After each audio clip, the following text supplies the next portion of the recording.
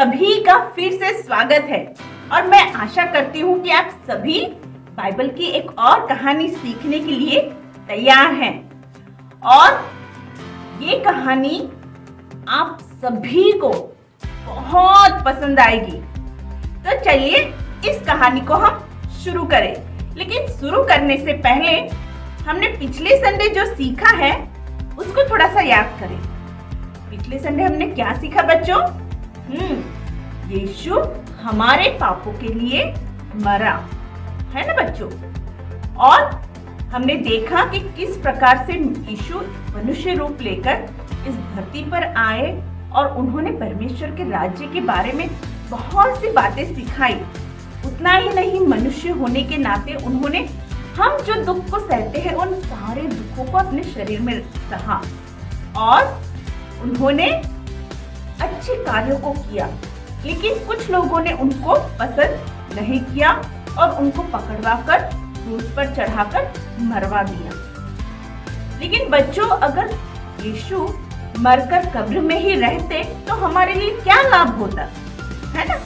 लेकिन बच्चों, आपको मालूम है यीशु मसीह मृत्यु के तीसरे दिन मृतकों में से जी उठे। और बच्चों, आज का हमारा विषय भी यही है कि प्रभु यीशु मसीह मरे हुओं में से जी उठे हैं। ठीक है बच्चों, तो ये कहानी को हम बाइबल से आज सीखने वाले हैं। तो आप सभी तैयार हैं इस कहानी को सीखने के लिए? यह कहानी हमें बाइबल के अंदर लूका रचित सुसमाचार 24वें अध्याय में, मरकुस उसके 26वें अध्याय में और मत्ती उसके 28 अध्याय के अंदर हम पाते हैं। तो आइए इस कहानी को हम शुरू करें। यरूशलेम में यूसुफ नाम का एक मंत्री था जो सज्जन और धर्मी पुरुष था। वह यहूदियों के नगर अरिमतिया का रहने वाला था। उसने पिलातुस के पास जाकर यीशु का शव मांगा और उसे क्रूस पर से उतारकर मलमल की चादर में लपेटा और एक कब्र में रखा जो चट्टान में खुदी हुई थी और उसमें कभी किसी को न रखा था। इस काम में निकोदेमस नाम का यहूदियों का सरदार जो यीशु के पास पहले आया था, उसने मदद की और कब्र के द्वार पर एक बड़ा पत्थर लुढ़का दिया। उस पत्थर पर प्रधान याजकों और फरीसियों ने रोमी सरकार से मोहर लगवाए और पहरुओं के द्वारा कब्र की रखवाली भी की।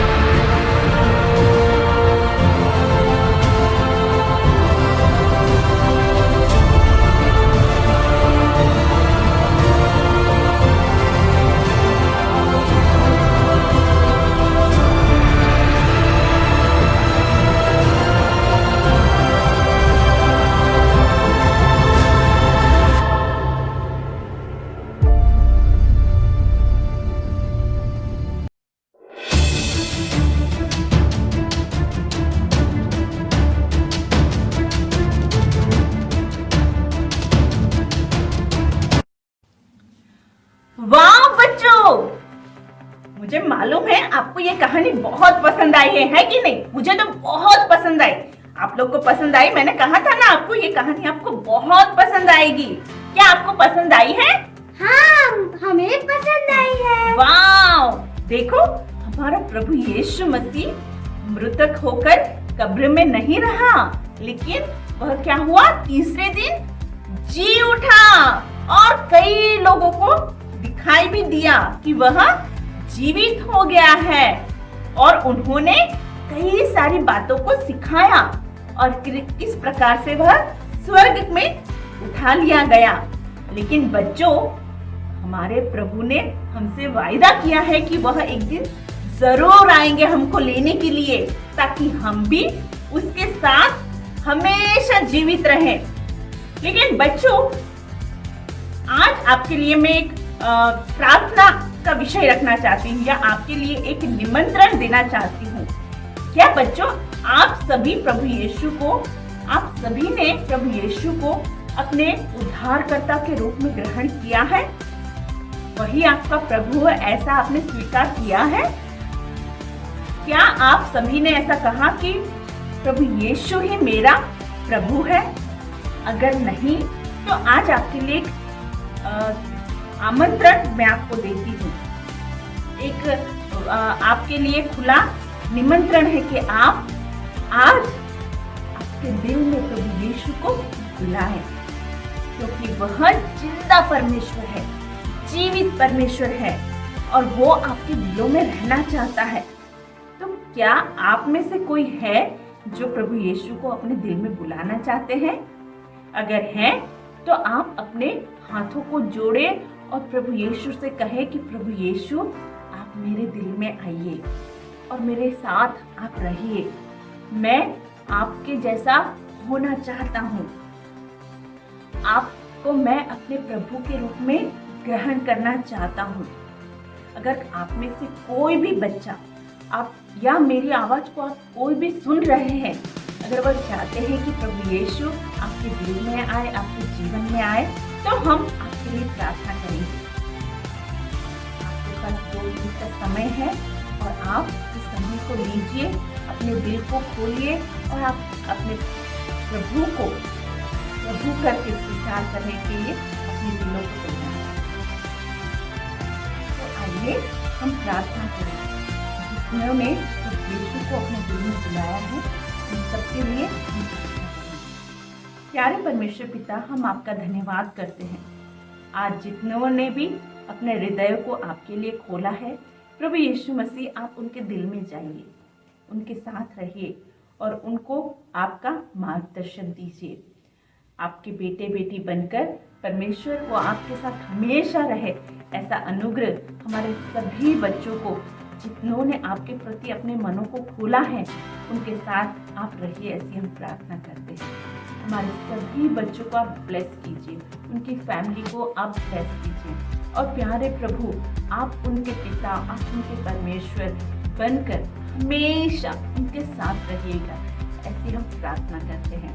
हमें भी आप आशीष दीजिए। आप जैसे मरे हुओं में से जी उठे हैं और जीवित परमेश्वर हैं, वैसे ही प्रभु जी हम भी हमेशा आपके प्रति अच्छे और सच्चे बने रहें, ऐसा आप होने दीजिए, ऐसी हम प्रार्थना करते हैं। आदर महिमा आपको देते हैं, मांगते हैं प्रभु यीशु के पवित्र और सामर्थ्य नाम से, पिता परमेश्वर, आमीन। तो आइए हम सब मिलकर इस आयत को याद करें। रोमियो 14:9, क्योंकि मसीह इसीलिए मरा और जी भी उठा कि वह मरे हो और जीवितों दोनों का प्रभु हो। क्या आप सब मेरे साथ एक और बार बोलेंगे? रोमियो 14:9, क्योंकि मसीह इसीलिए मरा और जी भी उठा कि वह मरे हो और जीवितों दोनों का प्रभु हो। तो आइए हम सब मिलकर इस आयत को याद करें। लूका 24:6, वह यहाँ नहीं परंतु जी उठा है।